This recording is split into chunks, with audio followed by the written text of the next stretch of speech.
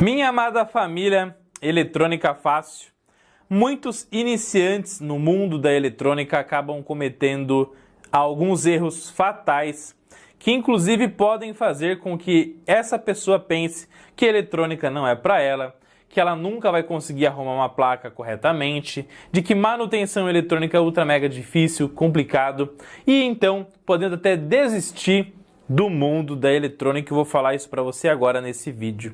Tá bom? Claro, galera, não esquece de clicar nos links aqui da descrição do vídeo e baixar seu e-book gratuito do curso de Eletrônica Fácil, mais de 200 páginas fechadas de muito conteúdo faixa preta pra você e conhecer todos os cursos de Eletrônica Fácil também. Combinado? Meus queridos, se fizer sentido ser membro do canal, você ajuda o canal a crescer cada vez mais e tem conteúdos exclusivos lá no Seja Membro que a gente vai postar semanalmente pra vocês. Então, bora ser membro, vamos pra cima. Quando um técnico vai fazer uma manutenção numa placa eletrônica, a primeira coisa a ser feita na placa é uma inspeção visual. E isso quer dizer que você vai olhar para toda a placa eletrônica na face de cima e na face de baixo também. E já você vai ver se tem algum componente trincado, algum componente estufado, algum componente estourado, quebrado. Perfeito? Danificado, se tem alguma trilha rompida, se tem alguma parte preta torrada na placa eletrônica, porque isso já vai sinalizar, já vai mostrar para você o possível componente que está com defeito ou a região da placa eletrônica que pode estar com defeito, facilitando bastante a manutenção eletrônica. Na verdade, a maioria das pessoas que começam a arrumar placas comemoram demais quando isso acontece, porque, puxa vida, ó, já tem um componente estourado aqui, vou trocar ele, belezinha, já vou fazer esse reparo de forma top de linha e super fácil também, tá?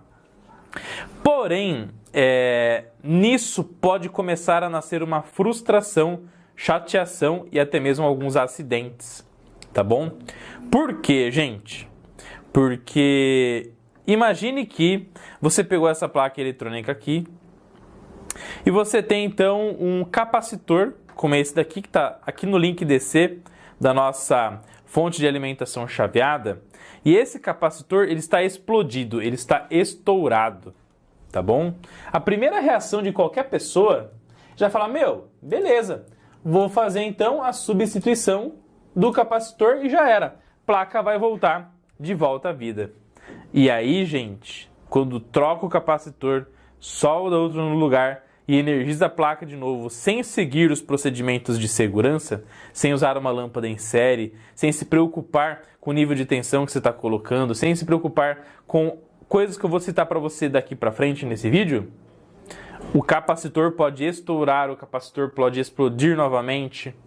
E detalhe, pode estourar próximo ao rosto de alguém, pode gerar um acidente, né? Porque quando você energiza a placa, você vai ficar olhando para a placa, putz, eu quero que ela funcione, ela precisa voltar à vida, e aí ligou, pode gerar essa explosão, pode gerar esse acidente, o que gera algo totalmente desastroso e desmotivador. Na verdade, você não concorda comigo? Anota eu concordo aqui no campo de comentários. Então você, em hipótese alguma, não pode apenas acreditar que um componente na placa eletrônica que estourou, quebrou, estufou, se danificou, que ele passou por isso sozinho. Porque dentro da placa eletrônica, dentro da sociedade eletrônica, os componentes trabalham em conjunto. Então, quando um componente eletrônico acaba queimando, pode ser que ele somente sozinho se danificou ali e tal, por um surto de tensão, um surto de corrente elétrica, um esforço elétrico grande e tal, pode acontecer. Porém, também pode acontecer de existir a famosa maçã podre eletrônica na placa. O que é a maçã podre eletrônica? Eu brinco com o pessoal da parábola da maçã podre, que é o seguinte: se você pega um cesto, tem uma maçã podre lá embaixo do cesto, e você coloca as maçãs por cima ali, ou as maçãs já estão em cima, e aí começa a apodrecer as maçãs de cima, o que você faz? Arranca as maçãs de cima, e se colocar outras maçãs ali, o que vai acontecer? Vai apodrecer as maçãs de novo, vai estragar de novo, porque na verdade o real problema, a raiz do problema está lá embaixo. E isso é a maçã podre dentro da eletrônica.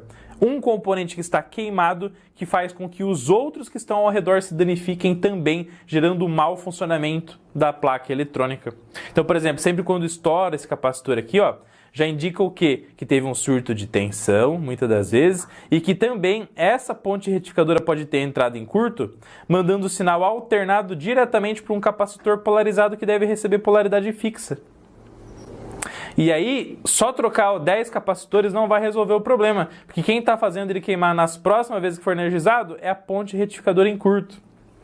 Então, o que você tem que fazer quando você localiza com inspeção visual um componente queimado na placa eletrônica? Obrigatoriamente, você tem que analisar quem está ligado ao redor dele, você tem que pegar o seu multímetro, testar as continuidades, ver quem está ligado com quem, fazer uma engenharia reversa usando, por exemplo, os conhecimentos do módulo I2 de mais lá da plataforma do curso de Eletrônica Fácil, onde a gente pega e ensina como extrair o esquema eletrônico da placa eletrônica usando o multímetro e as técnicas específicas dessa metodologia também.